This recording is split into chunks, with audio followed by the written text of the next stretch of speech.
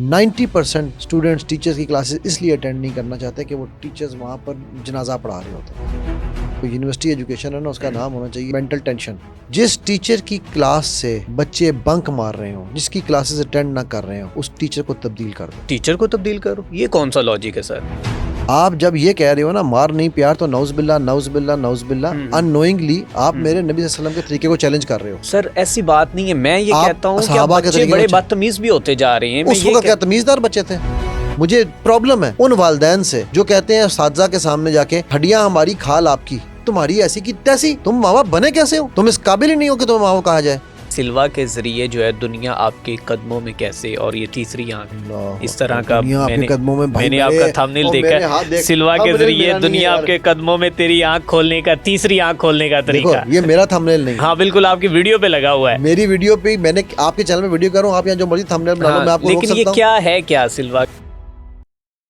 अस्सलाम वालेकुम to everyone, this is me Arsalan and welcome to another podcast. नाज़रीन, आज की पॉडकास्ट में जो हमारी मेहमान शख्सियत हैं वो किसी तारुफ के मोहताज नहीं हैं, सोशल मीडिया की जीनत हैं और तकरीबन अब तक वो तमाम डिजिटल प्लेटफॉर्म पर जा चुके हैं और NLP ट्रेनर हैं और उसके साथ साथ जो है सिल्वा के ऊपर बड़ी बातें करते हैं, इससे भी जानेंगे। और आज का हमारा जो टॉपिक है वो ख़ास तौर पर इसके ऊपर बात करेंगे कि जो डिप्रेशन, एंग्जाइटी और ख़ुदकुशियों का मामला चल रहा है, आखिर ये वजूहात क्या है? क्या ये दीन से दूरी है या फिर फाइनेंशियली प्रॉब्लम्स हैं, क्या इश्यूज हैं? ये माइंड इंजीनियर अली साहब से जानने की कोशिश करते हैं। अस्सलाम वालेकुम सर। वालेकुम सलाम सर, कैसे आप? अल्लाह करम अरसलान, आप सुनाओ। अल्हम्दुलिल्लाह मैं ठीक। अच्छा सर, आजकल डिप्रेशन में लोग बहुत ज़्यादा है और आप भी लग रहे, में भी आपकी भी एक थोड़ी सी सैड न्यूज़ हमने सुनी कि आपका चैनल भी जो है वो हैक कर लिया गया है। तो डिप्रेशन में क्यों है, क्या है, क्या मामलात, इसके ऊपर क्या कहेंगे आप? ओके, सबसे पहली बात तो ये है कि अरसलान अल्हम्दुलिल्लाह मेरा चैनल हैक हुआ, उसके बाद यूट्यूब ने टर्मिनेट कर दिया, तो इसके ऊपर अल्हम्दुलिल्लाह। क्योंकि देखो, हो सकता है मेरा काम इतना अच्छा ना हो कि जिसकी लोगों को ज़रूरत हो, या मेरे काम में खामियां गलतियां बहुत थी, तो अल्लाह सुब्हानहू तआला ने मुझे ये मौका दिया है कि मैं अपने काम को ठीक करूं, मैं दोबारा से अपना काम शुरू करूं। ठीक है, तो इसलिए ये तो डिप्रेशन का नहीं, ये तो शुक्र का मुकाम है। अच्छा, आप समझते हैं कि शुक्र है? ऑफ कोर्स शुक्र है। ठीक है, तो देखो, गलती जब आप अल्लाह से तवक्कल के साथ चलते हैं ना, मेरे बड़े भाई के दोस्त हैं, वो उनका एक कभी किस्सा में सुना रहे थे। वो उसके फादर जो है ना, वो कहते हैं मैं सब्जी भी लेने जाऊं तो मैं इस्तिखारे की दुआ पढ़ के जाता हूँ। माशाल्लाह। तो बाहर निकले, एक्सीडेंट हो गया फैमिली के साथ। एक्सीडेंट हुआ तो बेटा ने सबसे पहले बाप की तरफ आया, खून लगा निकल रहा सारा, तो उसे कहने लगे बेटा मैं इस्तिखारा पढ़ के आया हूँ, ये मेरे लिए बेहतर होगा, तुम बाकियों को देखो पहले, हम मेरे साथ बुरा नहीं हो सकता, जो हो रहा है वो अच्छा हो रहा है। अच्छा हो रहा है। ठीक है, ठीक है। सो बात यह है कि जुदा हो दीन सियासत से तो रह जाती है चंगेजी। ठीक है, हर चीज़ को देखने के दो पहलू हैं ना। एक ये है कि मेरा यूट्यूब चला गया, मैं खुदकुशी करने जा रहा हूँ। बिल्कुल ऐसे ही होता है। लोग तो अभी एक वीडियो जो है डिमोनेटाइज हो जाए या फिर कोई डिलीट हो जाए तो बड़ा वो सर पकड़ के बैठ जाते हैं। क्योंकि राज़िक यूट्यूब है ना, अल्लाह नहीं है। बिल्कुल ठीक है, बिल्कुल ठीक है? बिल्कुल बिल्कुल। तो इसी तरह जब हमारा वो कनेक्शन जो टूट जाए, तो जो हमें मिलता है वो डिप्रेशन है। तभी मैं कहता होता हूँ, साइकोलॉजिस्ट को बड़ा बुरा लगता है जब मैं ये कहता हूँ कि depression is the new fashion. ठीक है, depression is the new fashion. Of course it is the new fashion. ठीक है, लेकिन मैं क्लिनिकल डिप्रेशन की बात नहीं कर रहा हूँ, साइकोलॉजिस्ट को भी तसल्ली देते हैं हम। ठीक है, क्योंकि वो तो जो प्रूवन है, जिसमें आपके केमिकल इम्बैलेंसेस हैं, वो तो ठीक है। बट ये जो है ना हमारे यहाँ, बस जी मेरी गर्ल की मुझे छोड़ के चली गई, मैं डिप्रेशन में चला गया, मेरे सर ने नंबर कम दिए, मैं डिप्रेशन में चली गई। मतलब ये जो ड्रामेबाजियां है ना, ये ड्रामेबाजी, ये फैशन है। ये फैशन है, बिल्कुल ठीक है। सो depression is the new fashion. तो सर ये फैशन बड़ा आम हो गया है। रिसेंट भी बड़े ऐसे इंसिडेंट्स सुनने को पंजाबी में मिले। कहते हैं दर्जी पुल्ला तो फैशन खुल्ला। ठीक है, फैशन तो आम होना ही था, क्योंकि हम सब उसको हवा दे रहे हैं। राइट, देखो अब हमें क्या है कि जिस तरह मुझे आपने बात की, तो मैंने आपको कहा कि यार डेफिनेटली मेरा काम अच्छा नहीं था, इसीलिए अल्लाह को पसंद नहीं आया। अल्लाह ने, अच्छा पसंद के अलावा अल्लाह ने देखो मुझ पर कैसा करम किया है भाई। उस काम में डेफिनेटली कोई खामी होंगी, हो सकता है मैंने किसी के उस काम में दिल दुखाए हों, कोई चीज़ें गलत की हों, तो अल्लाह ने मेरी वो सारी चीज़ें जो है ना वो सफ़ाई हस्ती से गायब कर दी, ताकि लोग भी मुझे फ्रेश देखें, मैं भी फ्रेश काम करूँ, सीख के आगे बढ़ूँ। राइट, बिल्कुल ठीक है। ये एक मेंटेलिटी है। ओके, एक मेंटेलिटी वो है जो जिसको हम बात कर रहे हैं अभी। हमारी जिस तरह आप पहले भी बात कर रहे थे, हम बैठे हुए पहले कि जी ये कुछ निजी यूनिवर्सिटियों में खुदकुशियाँ शुरू हुई हैं। बिल्कुल ऐसे। ठीक है, पहली बात तो ये है कि आजकल तो मैं समझता हूँ कि जो यूनिवर्सिटी एजुकेशन है ना, उसका नाम होना चाहिए, बल्कि एजुकेशन का ही जनरल नाम होना चाहिए, यूनिवर्सिटी छोड़ दो, एजुकेशन का नाम होना चाहिए मेंटल टेंशन। Mental tension. ठीक है, ठीक है भाई हमने EMT कर लेते हैं ना, education which means mental tension. ठीक है, क्यों?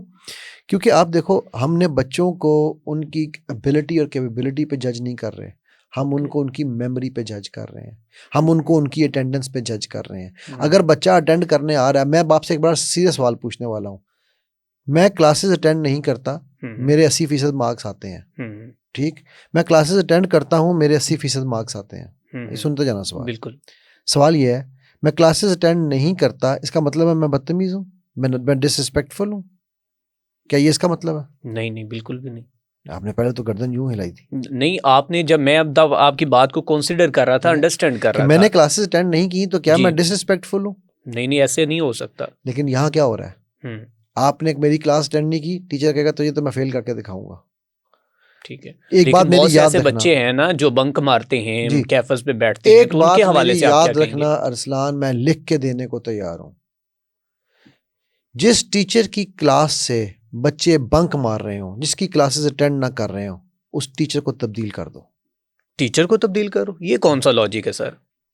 टीचर को पढ़ाना ना आए, नाच न जाने आंगन टेढ़ा, इल्म लेके इल्म को डिलीवर करना एक आर्ट है। ठीक है, 90% स्टूडेंट्स टीचर्स की क्लासेस इसलिए अटेंड नहीं करना चाहते कि वो टीचर्स वहां पर जनाजा पढ़ा रहे होते हैं। ठीक है, उनका स्टाइल जो है ना, अब मुझे पता है ये इसके ऊपर बैकलैश आना है, आन दो, आई डोंट केयर, बिकॉज ये फैक्ट है।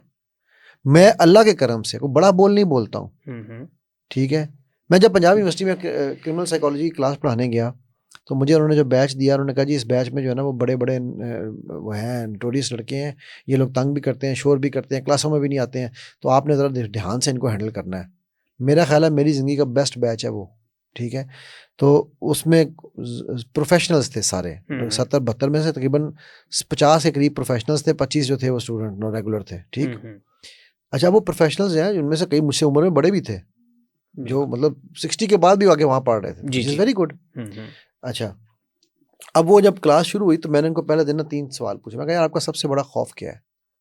उन्होंने कहा जी फेल होना। मैंने कहा आप सारे पास हैं। ओके, कहते हैं वो कैसे? मैंने कहा कोई और खौफ? उन्होंने कहा जी, एक ने कहा जी फर्स्ट डिवीजन, वो पुराने थे ना तो उनको GPA का आइडिया नहीं, उन्होंने कहा जी फर्स्ट डिवीजन, पहला सेमेस्टर था ना उनका। ठीक है, ओके। मैं कहा जी सारों के 60% नंबरों के साथ खाली ब्लैंक पेपर छोड़ के आना, मैं लिख के दूंगा पर्चे में, 60% गारंटीड। और बताएं। मुझे अब ऐसे भी होता है। मैंने कहा जी और, मैंने कहा जी और कोई चीज़? तो उसने कहा जी वो GPA जो नया वाला था बच्चा, उसने कहा सर वो 3+ का GPA। मैंने कहा पुत्र उसके लिए पढ़ना पड़ेगा। ठीक होगी बात? कोई और रह गया जी मसला? तो एकदम पीछे से सर जी वो अटेंडेंस। मैंने उसको CR को बुलाया, मैंने कहा CR को, वो एक एयरफोर्स के ऑफिसर थे सीनियर, मैंने कहा जी आप इन सब की पूरे सेमेस्टर की अटेंडेंस अभी लगा दें, सब प्रेजेंट है। ठीक है, ठीक होगी बात? अच्छा, वो अटेंडेंस लग गई। अब अटेंडेंस लग चुकी है, नंबरों की मैंने गारंटी दे दी है। मैंने कहा मेरी एक शर्त है। कहते क्या? मैंने कहा आज की क्लास 3 घंटे की है, सिर्फ पहला घंटा मुझे गौर से सुनना है, उसके बाद आप जाना चाहे ना, दरवाज़ा खुला चले जाना क्लास से। ठीक है, ठीक। और आप पहली क्लास जब हुई हमारी ख़त्म, तो 3 घंटे नहीं, 3.5 पौने 4 घंटे पे जाके मैंने कहा खुदादा वास्ता मैंने जान दे उन। ठीक है, क्लास खत्म हो गई है। क्या बात। वो कहे नहीं नहीं सर और थोड़ी सी बात करते हैं सर, और थोड़ा सा सवाल जवाब। ठीक। तीसरी क्लास के बाद मैंने उन्हें कहा कि मैं आज से आपका टीचर नहीं हूँ, आज से मैं हूँ स्टूडेंट, आप सब पढ़ाएंगे। ठीक है। 5-5 के ग्रुप बना दिए, उनको एक एक टॉपिक दे दिया। ठीक है। ठीक है, और मैंने उन्हें ये कहा कि हर एक टॉपिक के ऊपर आपने जो ग्रुप में जो बंदे हैं ना, सब हर बंदा उस टॉपिक को एक्सप्लेन करेगा। जिस ग्रुप का ये टॉपिक है उस ग्रुप के पर्चे में यही टॉपिक का क्वेश्चन आएगा। ये मेरी गारंटी है। ठीक है, मैं चाहे मुझे 10 पर्चे बनाने पड़े। ठीक है, ठीक होगी बात? वो मेरा और यूनिवर्सिटी का मामला है ना, मैं उनसे बात करूंगा। ठीक, ओके। अच्छा, उसके बाद मैंने कहा कि आपके उस ग्रुप में, उस ग्रुप के उस पर्चे में 100 में से 100 नंबर कंफर्म्ड उस क्वेश्चन के जो आपने टॉपिक पढ़ाया है। जो ऑडियंस में से जो बच्चा इस टॉपिक के ऊपर सवाल पूछेगा, रेलेवेंट सवाल, बोंगी नहीं मारनी। ठीक है, ठीक है, उसके 50% मार्क्स कंफर्म्ड। और जो ऑडियंस में से, ग्रुप से पहले के ग्रुप जवाब देगा, ऑडियंस में से उसका जवाब दे देगा, उसके भी 100 में से 100 कंफर्म्ड। ठीक होगी बात? ठीक है। अरसलान, मेरी पूरे सेमेस्टर में 72 की क्लास थी, मेरी जिस क्लास में सबसे कम बच्चे जिस दिन आए वो 69 थे। ओके। मैं अटेंडेंस नहीं ले रहा हूँ, ठीक है, और अल्हम्दुलिल्लाह मैं उनको पढ़ा भी रहा हूँ। ज़ाहिर है जो ग्रुप तैयार करता था उस ग्रुप को मैं हेल्प करता था तैयार करने में क्वेश्चनर, राइट। बिल्कुल, ऐसे तो नहीं उठ के वो टॉपिक पढ़ाते थे, बिल्कुल ऐसे। अब देखो कि वो पढ़ाना भी सीख रहे थे, तैयार भी हो रहे थे, प्रेजेंटेशन भी सिखा रहा था मैं उनको कि यार ऐसे खड़े होकर बात करनी है, ऐसे बैठ के बात करनी है, तुमने ये टॉपिक को एम्फसाइज करना है। So it was a complete multi dimensional teaching going on, training going on, and मैं उनसे सीख रहा था बहुत कुछ। ठीक, बिल्कुल ठीक है। नाउ मेरा सवाल है यहाँ पर अब आपसे कि मैंने किसी को डंडे से बिठाया हुआ था कि मेरी अटेंडेंस नहीं होगी तो मैं फेल कर दूंगा? आपने एक एनवायरनमेंट ऐसा बनाया कि बच्चे जो हैं वो उसमें आकर खुद जो हैं इंटरेस्टेड थे, ठीक है, वो आप किस बात को सर इसको ऑन कर लेते हैं, एडमिट कर लेते हैं, मान लेता हूँ, लेकिन अब सवाल ये है कि लातों के भूत बातों से कहाँ मानते कौन हैं? सी लातों के भूत? बहुत से ऐसे बच्चे हैं सर, कौन लातों? यूनिवर्सिटीज में आप अगर क्या, उनको अच्छा एक सेकंड, क्या होगा लातों के भूत? आप बच्चे को यूनिवर्सिटी में फेल कर देंगे या नहीं फेल करेंगे, ठीक है, कौन से लातों के भूत? अब एक बच्चा यूनिवर्सिटी में आ ही नहीं रहा, वो पूरा वीक नहीं आ रहा, वो तो अगर आपका क्या नुकसान हो रहा है? तो उसने लेक्चर नहीं लेने, तो मेरे भाई आपका क्या नुकसान हो रहा है? वो बच्चा नहीं आ रहा, वो क्लास नहीं ले रहा, और ये मैं सारी यूनिवर्सिटियों से सवाल पूछ रहा हूँ, स्कूलों से पूछ रहा हूँ, कॉलेजों से पूछ रहा हूँ जी, ठीक है, वो बच्चा नहीं आ रहा। अच्छा मैं ये चलो मैट्रिक तक की मैं बात नहीं करता हूँ, मैट्रिक तक तो आपने बेस बनानी है ना, बेस बनानी, ठीक है, इवन एफएससी तक कर लो, चलो ओके, यूनिवर्सिटी भी बचती है फिर, ठीक है, वो बच्चा नहीं आ रहा क्लास में, किसका नुकसान है? बच्चे का अपना है, फेल होगा तो कौन होगा? बच्चा होगा, राइट। और हो सकता है वो बच्चा आपको सामने सरप्राइज ऐसा दे कि वो टॉप करे। कैसे हो सकता हाउ है? डू यू नो कि वो नहीं कर सकता? सर कैसे हो सकता है? क्यों? आपको क्या लगता है कि यूनिवर्सिटी का सर जो जब टीचर से है मैंने सिर्फ जो वही मैं पढ़ा ऑब्जर्व सकता करता है? हूँ सर, मैं आपके वो थिंक टैंक के मुताबिक तो जो है उस नॉलेज पे नहीं बात कर सकता, लेकिन जो मेरी ऑब्जर्वेशन के मुताबिक है, जब से हमारे स्कूल्स के अंदर ये आया है ना कि मार नहीं प्यार, यकीन करें लिटरली तब से बच्चे जो हैं बिल्कुल वो बस फारिग हो गए हैं। तो ओके यार, गुड, आपने बड़ा अच्छा पॉइंट है। इसका मतलब है मेरे नबी सल्लल्लाहु अलैहि वसल्लम को नौज बिल्ला पढ़ाना नहीं आता था। नहीं उन्होंने पढ़ाया है, उन्होंने तो बहुत बड़ा अच्छा। मारा होगा साहब सुफ़ा को, बहुत मारते होंगे ना, डंडे नहीं, निकाल, लेकिन हजरत बात अंस को तो मार मार के उन्होंने सत्यानाश कर दिया होगा, है ना। नहीं मेरी बात सुने, लेकिन बात अरसलान ये अरसलान प्लीज बेटा, don't go in that direction that you don't know. Okay उसकी वजह ये है कि देखो आप जब ये कह रहे हो ना मार नहीं प्यार, तो नौज बिल्ला अननोइंगली आप मेरे नबी सल्लल्लाहु अलैहि वसल्लम के तरीके को चैलेंज कर रहे हो। सर ऐसी बात नहीं है, मैं ये आप कहता हूँ कि सहाबा अब के बच्चे तरीके बड़े को बदतमीज भी होते जा रहे हैं। उस वक्त क्या तमीजदार बच्चे थे? वही बच्चे जो नौज बिल्ला मेरे नबी सल्लल्लाहु अलैहि वसल्लम को ताइफ में पत्थर मारते थे, उन्हीं में से कितने मुसलमान हुए? वो तमीजदार बच्चे थे। यार आप कैसी बातें कर रहे हो यार। I mean, मैं तो ये कॉन्सेप्ट, ये सोच से मेरी प्रॉब्लम है। ठीक है, आपको क्या मेरे नबी सल्लल्लाहु अलैहि वसल्लम से ज्यादा पता है कि बच्चों को कैसे पढ़ाना है? आपने कहा लातों के भूत, हाउ डू यू नो वो लातों के भूत है? How dare you call a child? बहुत से लोग अब ये कहेंगे ना कि अब उनका सवाल होगा, मैं लोगों मैं उन्हीं लोगों से बात कर रहा हाँ, हूँ बिल्कुल ऐसे ही, कि how dare you call a human लातों का भूत? बिल्कुल। मेरे नबी सल्लल्लाहु अलैहि वसल्लम ने बदर के ऊपर सहाबा को मना कर दिया, किसी लाश को, काफिर की किसी लाश को आपने म्यूटिलेट नहीं करना, बिगाड़ना नहीं है। ठीक है, ठीक है, तो वो तो काफिरों की लाशें थी ना, ये तो मुसलमान है, मुसलमान है, आपके बच्चे हैं।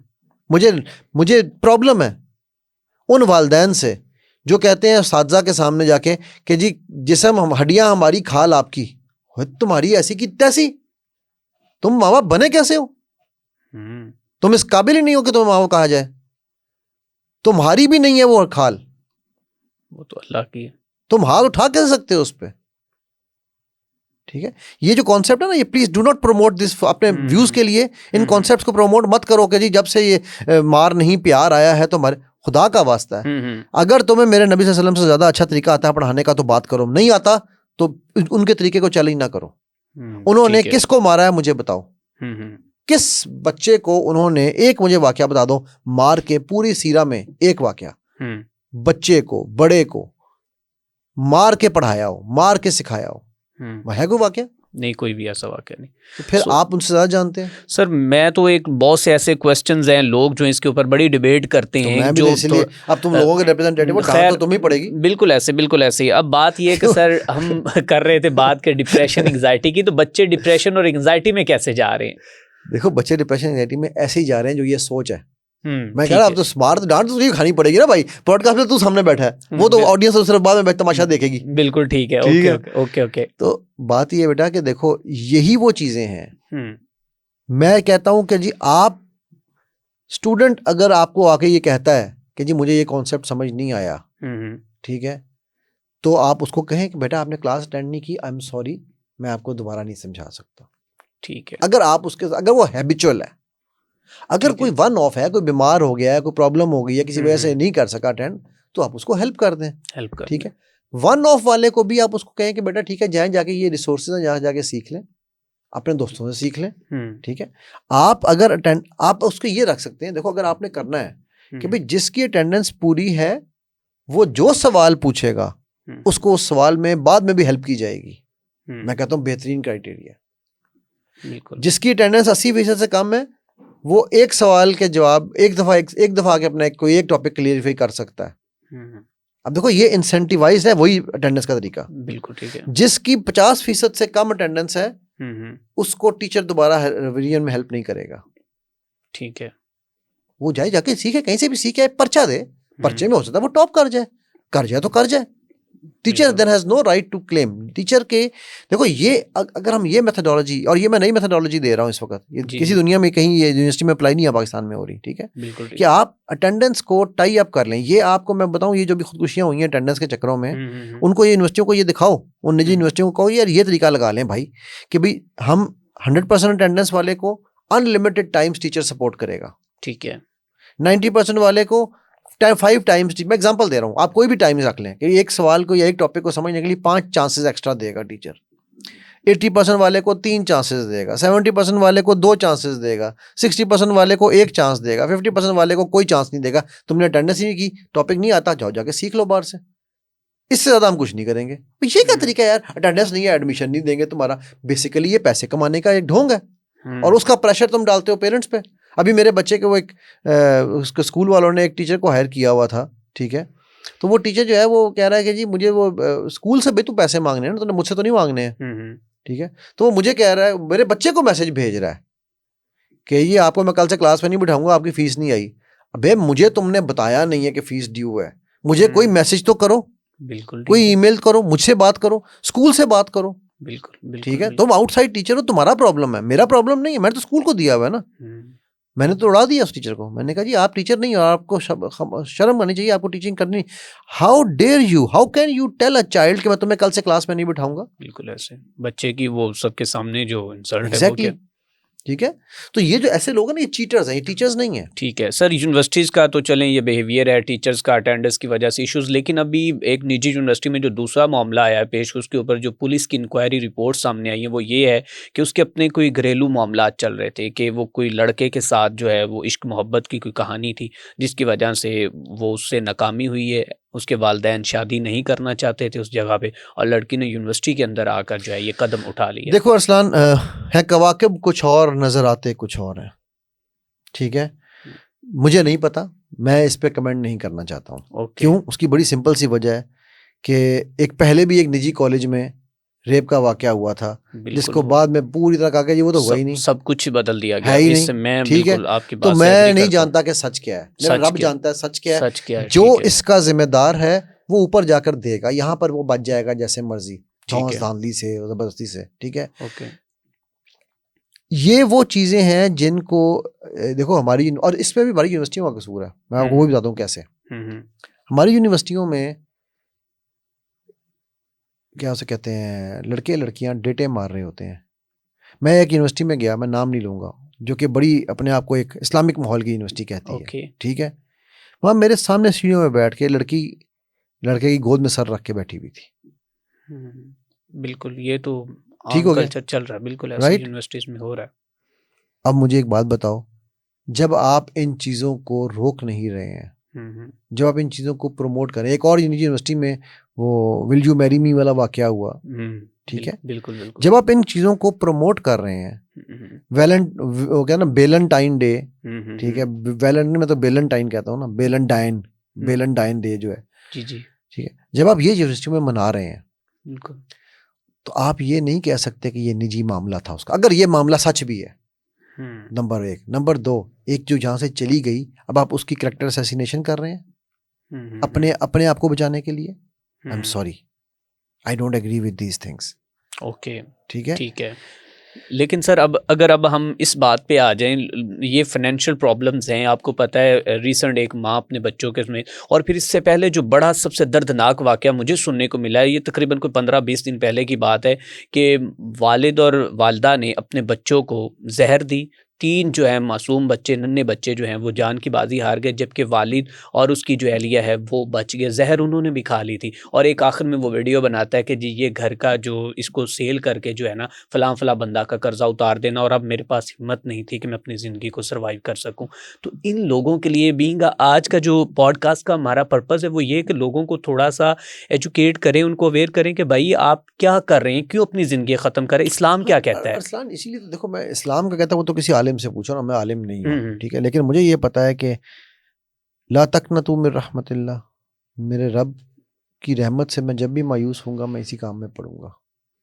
राइट। मेरे रब बार बार एक ही बात कह रहे हैं, बार बार, ठीक है। हज़रत अबू रज़ी रज़ी की एक हदीस है, मैं हमेशा कोट किया करता हूँ, इब्न माजा की हदीस है कि उन्होंने कहा या रसूलुल्लाह सल्लल्लाहु अलैहि वसल्लम, हमारा रब कैसा है? तो आप सल्लल्लाहु अलैहि वसल्लम ने फरमाया वो अपने बंदे की बेबसी पे मुस्कुराता है। तो क्या असला मुस्कुराता है? अब मैं एक्सप्लेनेशन दे रहा हूँ आपको, मैं मफहूम नहीं बता रहा, मतलब नहीं बता रहा, मफहूम बता रहा हूँ। तो ऐसा ना, जैसे इंसान यूँ चलता है चलता है चलता है चलता है चलता है चलता है, एक जगह पे आके रुक जाता है, कहता है मेरी बस हो गई है, अब मैं अपनी ज़िंदगी सस्टेन नहीं कर सकता, मैं खुदकुशी करने जा रहा हूँ, ठीक है।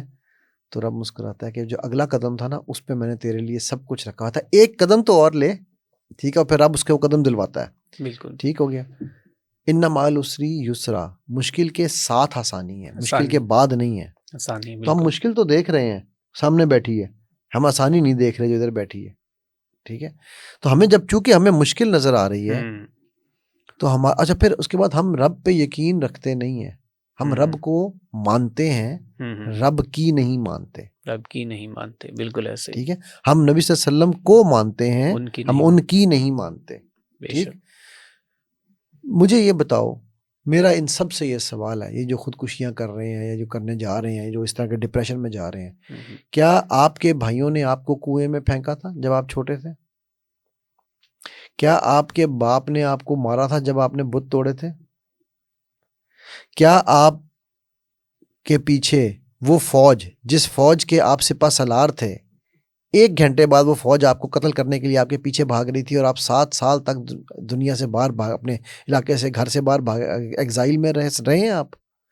क्या आपको आपके रिश्तेदारों ने पत्थर मारे कि आप कहते हैं, नबी सल्लल्लाहु अलैहि वसल्लम हमारे कहते हैं कि जी अम्मा आयशा को कि मेरी ज़िंदगी का सबसे मुश्किल दिन ताइफ का दिन है? क्या आपके घर वालों ने आपको शैब अबी तालिब में बंद किया 3.5 साल? मैं गिनवाना शुरू करूंगा यहाँ पर, ठीक है। तो अगर इनमें से कुछ आपके साथ जो कुछ हुआ है उससे ज़्यादा वहाँ हुआ है, और वो किसके साथ हो रहा है? क्योंकि महबूब रब ताला है, जिसके लिए अल्लाह कुरान में कह रहा है कि मैं और मेरे फरिश्ते इन पर दरूद भेजते हैं, तुम भी भेजो, अल्लाहुम्मा सल्ली अला आले मोहम्मद, ठीक है। तो वो जो अगर उनसे ज्यादा किसी की से उनसे ज्यादा मेरा रब तो किसी से प्यार नहीं करता, राइट। बिल्कुल बिल्कुल। किसी की मिजाल थी कि उनके ऊपर फूक भी फेंक देता, चे जाए कि कोई पत्थर मार रहे हैं, कोई दंदाने मुबारक शहीद कर रहे हैं, ठीक है, ठीक है। तो मेरे रब ने ये कायनात असबाब की पैदा की है। जब सारे दर बंद होते हैं ना, और और ये डिप्रेशन क्यों होता है? क्योंकि हमें लोगों से उम्मीदें हैं, बुतों से तुझको उम्मीदें, खुदा से ना उम्मीदी। बिल्कुल बिल्कुल बिल्कुल ऐसे, ठीक है ना। तो हम जब बुतों से उम्मीदें लगा के बैठे हुए हैं ना, वो बुताने वहमो गुमा है। वो क्या है? वो इश्क है, वो मोहब्बत है, वो बॉयफ्रेंड है, वो गर्लफ्रेंड है, वो टीचर है, वो यूट्यूब है, वो फलाना है, वो ये है। मेरा रिस्क यूट्यूब नहीं दे रहा था भाई, मेरा रिस्क रब ने ऊपर लिखा हुआ, यहाँ नहीं लिखा हुआ। मीडियम कुछ अरसे के लिए थोड़े, और कितना का मैं कमा रहा था यूट्यूब। आप मेरे चैनल को आपने देखा है, ठीक है। मेरी क्या व्यूअरशिप थी? 60-70 हज़ार लोगों पे मैं क्या कमा रहा हूँ, राइट। बिल्कुल ऐसे। सो लेकिन अगर मैं कमा भी रहा होता, मैं लेट से 10 मिलियन भी कमा रहा होता उससे, जी जी, तो यार अगर वो गया है, मेरी 4 बैंकरप्सियां हैं, $8 मिलियन, ये जितने लोग बातें कर रहे हैं उनको $8 मिलियन की बैंकरप्सी करा के दिखाओ। 4 बच्चों के साथ सड़क पे ना हो, तो सड़क पे सामान रखा हो, 4 बच्चे हो और $8 मिलियन ऊपर से यूं नीचे गिरे हो, तो बताओ कैसा लगेगा? सजदा शुक्र किया था, मेरी बीवी इस बात की गवाह है। ठीक है। सो बात ये है कि जब हमें ये यकीन नहीं है ना कि हमें सब कुछ रब ने देना है, तब हम सब के पीछे भागेंगे ही भागेंगे। बिल्कुल ठीक है। ठीक है। सो ये जो कुछ ये डिप्रेशन ये हो रहे हैं, मेरी उन सब से एक रिक्वेस्ट है, बड़ी हम्बल सी रिक्वेस्ट है। पहली तो मेरी रिक्वेस्ट है असातिज़ा के साथ, जी जी, खुदा के लिए उस्ताद बनो, टीचर बनो, चीटर ना बनो। अपने इन बच्चों को, इन मासूमों को इल्म दो, ठोंसो नहीं। जो नहीं करना चाहता वो उसकी चॉइस है यार। तुम्हारा क्राइटेरिया, यूनिवर्सिटी ने टीचर को पासिंग मार्क्स का क्राइटेरिया दिया है, तो टीचर उसके मुताबिक उसको ही होता है कि मेरे बच्चे फेल हुए तो मेरा रिजल्ट खराब है। तुम्हारा रिजल्ट खराब होने का बच्चों के फेल होने से कोई ताल्लुक नहीं है। बिल्कुल ऐसे ही। ठीक है भाई। वो एक बच्चा, और बड़े टीचर ऐसे जो पर्सनल भी चले जाते हैं। मेरे साथ अपने हुआ है कि मैं सारे मेरे जो सब्जेक्ट्स हैं उसमें अटेंडेंस ओके, और एक को पता नहीं मुझसे क्या मसला था, तो उसने जनाब जब गया हूँ जी आप पेपर में नहीं बैठ सकते, नहीं पेपर में बैठने दिया। उसे क्यों नहीं बैठने दिया यार? भाई पेपर में बैठने का तुम्हारी अटेंडेंस से क्या ताल्लुक है यार? फेल करना है ना, तुम फेल कर देना मुझे। यही तो मेरी प्रॉब्लम है। ये जो मैंने भी आपको अपने बच्चे की बात बताई कि जी तुम्हारे पेरेंट्स ने फीस पे टाइम पे नहीं पे की तो हम तुम्हें क्लास में नहीं बैठने देंगे। How dare you stop somebody like this यार। मेरा अभी वो मास्टर योर लाइफ का कोर्स शुरू होने लगा 17 से। ठीक है जी। तो मैं उस कोर्स में मुझे जो भी मेरे स्टूडेंट्स में जिन्होंने मुझे फीसें पे कर दी हैं, जिन्होंने नहीं भी फीसें पे की हुई, मैं उनको ये नहीं कहता हूँ कि यार निकलो क्लास से बाहर, फीस पे कर देंगे यार। ठीक है, ठीक है। वो एक रोजी रोटी का जरिया है, वो हो जाएगा। ठीक है। मतलब लेकिन ये तो कोई तरीका नहीं है कि आप जो है वो उनको पेपर पे नहीं बैठने देंगे जी। क्यों? क्योंकि आपके पैसे बनते हैं। ये धंधा है, पर गंदा है ये, बहुत ही गंदा है और धंधा है ये। बिल्कुल ठीक है। ठीक है। मतलब मैं अब वो लफ्ज इस्तेमाल नहीं करना चाहता, लेकिन ये रेड लाइट एरिया वाले इस तरह होता है कि पहले पैसे दो फिर अंदर आएंगे। ठीक है। ठीक है। तो यार पैसे दो, हैबिचुअल्स को पकड़ो, लेकिन कोई ऐसा भी तो हो सकता है ना कि जो वाकई ही मुश्किल में फंस गया हो उस वक्त। मेरे अभी एक स्टूडेंट है मेरे, उसने भी एनएलपी मुझसे किया। ठीक है। वो बड़े आराम, वो रेगुलर अपनी इंस्टॉलमेंट्स दे रहा था। अब 4 महीने से उसने इंस्टॉलमेंट नहीं दी। ठीक है। वो डिग्री भी कर चुका है, सब कुछ कर चुका है, सर्टिफिकेट भी उसका मिल गया है। 4 महीने से उसने नहीं दी फीस। कल उसका मैंने पूछा, सिर्फ इतना पूछा, मैंने कहा यार वो आपको याद तो है? सर इंशाल्लाह इस महीने क्लियर टोटल कर दूंगा मैं। ठीक है यार, कोई बात नहीं, देर सवेर हो जाती है। हाँ, एक आधा ऐसा बीच में होता है जो भाग जाता है, तो वो जो भाग जाता है वो मेरा फायदा करके भाग रहा है। कुछ एक्चुअल होते हैं इस तरह के। नहीं, अगर कोई मेरे पैसे लेके भागता है ना तो मेरा फायदा कर रहा है। अच्छा, कैसे भला? कैसे वो आगे? मेरे पास तो यहाँ है ही कुछ नहीं, बिल्कुल गुनाहों के सिवा। सही कह रहे। ठीक है। तो मैंने तो ऊपर जाके यही करेंसी यूज करनी है। ठीक है। मैं तो लिस्ट बना रहा हूँ आजकल, लिस्ट बनाता हूँ कि किस किस से मैंने ऊपर जाके कितना लेना है और कौन कौन उनके मुआविनीन है। ठीक है। तो मैं उनको भी उस लिस्ट में शामिल कर रहा हूँ, मुआविनीन को भी। ठीक है ना, ये तो यार सौदा ही फ्रीक है भाई। ठीक है। इसमें तो टेंशन है ही कोई नहीं। तो ये जो लोग टेंशन लेके बैठे हुए हैं, स्ट्रेस लेके बैठे हुए हैं, डिप्रेशन में जा रहे हैं, वो स्ट्रेस से डिप्रेशन में जाके फिर वो क्लिनिकल में घुसते हैं, तो फिर वो डॉक्टरों के पीछे पड़ते हैं। ठीक है। अच्छा सर, ये भी बात कर लेते हैं कि आपकी एक वीडियो बड़ी वायरल होती है, सिलाई मशीन की जहाद के पीछे कहानी क्या है? तो काइंडली वो थोड़ा सा डिस्क्राइब कर दें, बता दें कि क्या सिलाई मशीन की जहाद, क्या वो पूरी एक एग्जांपल जो आपने कोट की थी। यार देखो, वो बेसिकली ना सिल्वा जो है हमारा, सिल्वा अल्ट्रामाइंड डीएसपी जो मैं कोर्स कराता हूँ। जी ठीक है। बल्कि अभी जो मेरा मास्टर जो लाइफ आ रहा है, इसमें ये कॉम्बिनेशन है practical applications of Silva, NLP, body language, life coaching and story therapy. ठीक है, ये इनका है। तो उसमें सिल्वा के अंदर जब मैं एक्सप्लेन कर रहा था तो उसमें मैं बताता हूँ कि इसको हम इंट्यूशन कहते हैं ना। इंट्यूशन कैसे आती है, उसके कई डिफरेंट तरीके हैं। जैसा इलामा इकबाल को वो कहते हैं, उनके जो खादिम थे वो अली मोहम्मद, वो कहते हैं कि जी वो मैं अक्सर दरवाजे के बाहर कान लगा के सुनता था तो आवाज़ें आती थी, तो दरवाज़ा खोलता था तो अंदर कोई नहीं होता था। अब इकबाल का अगर आपने घर देखा हुआ तो इकबाल का घर कमरा फर्स्ट फ्लोर पे था। फर्स्ट फ्लोर से छलांग मार के भी कोई नीचे इतनी जल्दी नहीं जा सकता, जहाँ जितनी जल्दी वो कहते थे बंदा की आवाज़ गायब हो जाती थी। तो इसी तरह रॉबर्ट लुइस स्टीवेंसन है एक, ठीक है, वो राइटर है बच्चों का, वो कहता है कि मुझे ख्वाबों में फेरीज आती थी और आके मुझे पूरी पूरी कहानी नॉवेल की लिखती थी और बताती थी, मैं वो सुबह वो कहानी लिख लिया करता था। तो इसी तरह ये जो बंदा जिसने ये होए इसका नाम है, ठीक है, जिसने ये बनाई थी सिलाई मशीन, उसने सिलाई मशीन बनाई और वो सिलाई मशीन बनाने के बाद उसको कई महीने लग गए, वो नाकाम हो, सुई टूट जाती थी। आमतौर पे आपने अगर सुई देखी हो तो सुई के ऊपर जो है सुराख कहाँ होता है, ऊपर की तरफ, जहाँ पे हम धागा डालते हैं। जी जी बिल्कुल। तब वही सुई उसने अंदर डाली हुई थी, वो जैसी मशीन चलती थी धागा टूट जाता था। वो बड़ा परेशान, ऑलमोस्ट उसने गिव अप कर दिया। जब उसने गिव अप कर दिया, कहते हैं आपके लिए बर्निंग डिजायर हो ना किसी चीज़ की, तो कायनात भी आपको जो है ना वो उसकी तरफ ले चलती है। तो वो जब सोया तो उसको ख्वाब आया कि वो एक जहाज़ में, बहरी जहाज़ में सफ़र कर रहा है और वो जहाज़ जो है ना उसका क्रैश हो गया और वो समुंदर में वो एक फट्टे पे बैठ के, एक फट्टा उसको मिला, उस फट्टे पे लेट के वो सहरा में पहुंचा है, उसे क्या कहते हैं साहिल पे पहुंचा है। साहिल पे वो लेटा हुआ है। तो इतनी देर में उसने देखा कि ना वो क्या उसे कहते हैं हबशी काले, उन्होंने हाथ में भाले पकड़े हुए और वही वो भाला लेके ऊपर जाते हैं, फिर नीचे लेके आते हैं, फिर ऊपर लेके जाते हैं, फिर नीचे लेके आते हैं। वो उसके बेसिकली मुंह के पास आके रोक देते हैं। तो पहले तो वो डर गया, फिर थोड़ी बहुत उसने गौर से देखा तो उन भालों के नीचे वो भाले सुई की शक्ल में थे और नीचे उनके सुराख था, ऊपर नहीं था। वो उसकी आंख खुली, उसने कहा ले भाई मुझे तो सुई सिलाई मशीन बनानी आ गई। फिर उसने ये सुई बनाई। ठीक है। और वो दिन है और आज का दिन है, सिलाई मशीन कामयाब है क्योंकि धागा नीचे से नहीं टूटता। बिल्कुल ऐसे ही। और इस के पीछे लॉजिक आज तक कभी भी किसी ने नहीं समझा कि कहानी क्या है इसके पीछे। नहीं, वो बात ये ना कि देखो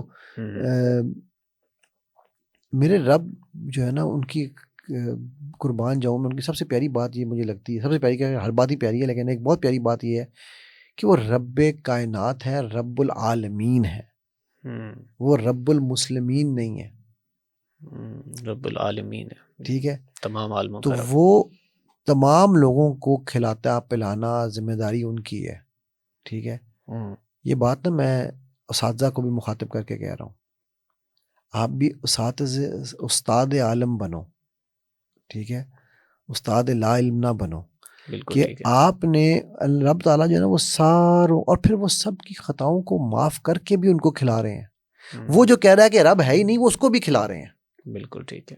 वो जो कह रहा है कि मैंने क्लास अटेंड नहीं करनी, तुम उसको भी पर्चे में तो बैठने दो ना यार।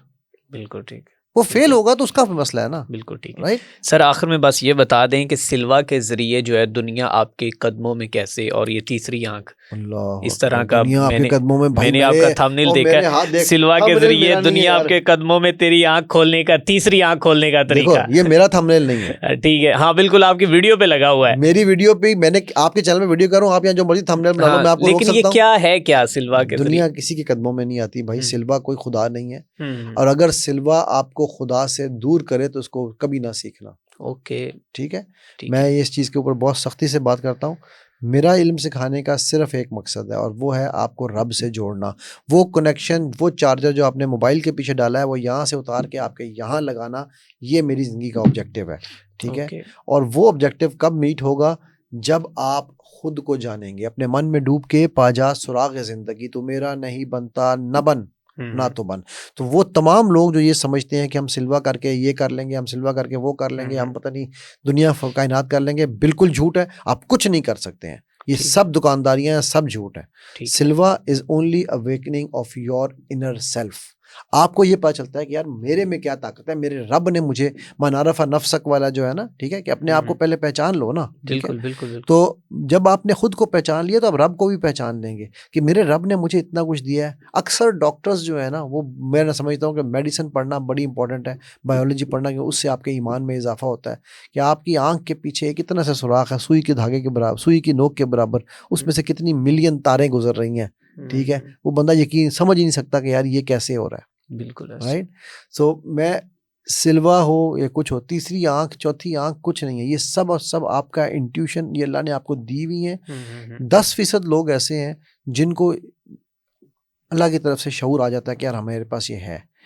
10% मेरे जैसे हैं जो सीखते हैं और इल्म को और मेहनत करते हैं इसके ऊपर। 80% के ना आने से दुनिया में फ़र्क पड़ता है, ना जाने से। बिल्कुल ठीक है। तो मेरा ऑब्जेक्टिव बताने का मकसद ये आपको सारी बात करके, Silva is to me the way I teach and why I teach is कि आपको ये पता चले कि यार आप हैं कौन, बुलिया की जाना मैं कौन। ठीक है, उसके बाद जब आपने ये जान लिया मैं कौन हूँ, तो फिर मैं क्यों हूँ, वो पर्पस है मेरे रब की बड़ाई, ग्रेटिफिकेशन ऑफ, ग्लोरिफिकेशन ऑफ अल्लाह सुब्हानहू व तआला मेरी जिंदगी का मकसद है। तो मैं कौन हूँ, क्यों हूँ, ये दो आपने जान लिए तो बाकी सब आसान है। ठीक है, बाकी में कोई इशू नहीं। ठीक है, आखिर में पैगाम क्या देंगे? हाँ, पैगाम बड़ा मुश्किल काम है यार, पैगाम बड़ा सिंपल सा है। उस्ताद से ये मेरा पैगाम है कि खुदारा अगर टीचिंग के प्रोफेशन में आ गए हैं आप, तो मेरे नबी सल्लल्लाहु अलैहि वसल्लम की सीरा को पढ़ें कि वो कैसे टीचर थे। मैं आपको एक बात की गारंटी देता हूँ, इस प्रोफेशन में मेरे रब ने इतनी इज़्ज़त रख दी है, इतनी इज़्ज़त रख दी है, इसमें आने के बाद ये समझ आई कि टीचर को इज़्ज़त क्यों मिलती है। अगर आप एक ऑनेस्ट ईमानदार दुनिया में लोगों की ज़िंदगी पे इम्पैक्ट करने वाले टीचर हैं, आप फिज़िक्स पढ़ाएं, केमिस्ट्री पढ़ाएं, मैथ पढ़ाएं, कुछ समझ ना आए, लेकिन अगर आपने बच्चों पे इम्पैक्ट कर दिया, ठीक है, तो आपकी सोच, आपको रिज़्क और इज़्ज़त कहाँ कहाँ से मिलेगी। स्टूडेंट्स से मेरा ये पैगाम है कि खुदारा this is not the end of the world. ठीक है, ये एक सफ़र है। Success is a journey, not a destination. आपका ग्रेड, जो ग्रेड आपको मिल रहा है, जो रिजल्ट आपका आ रहा है, is not the measure of your intelligence. वो आपकी अक्लमंदी, आपकी जहानत, आपकी विजडम का इम्तिहान नहीं है, वो आपकी मेमोरी का इम्तिहान है। ठीक है, तो मेमोरी के ऊपर मेहनत करें, मेमोरी ठीक हो सकती है। ठीक है, पेरेंट्स के लिए एक आखिरी पैगाम, खुदारा आपका बच्चा 3.5 GPA ना लाए ना तो हो सकता है, लेकिन अगर आपका बच्चा रहे ना इस दुनिया में तो नहीं हो सकता। बिल्कुल, बहुत बड़ी बात की। बच्चों को अपने पास बुलाएं, दूर ना भेजें। बहुत शुक्रिया।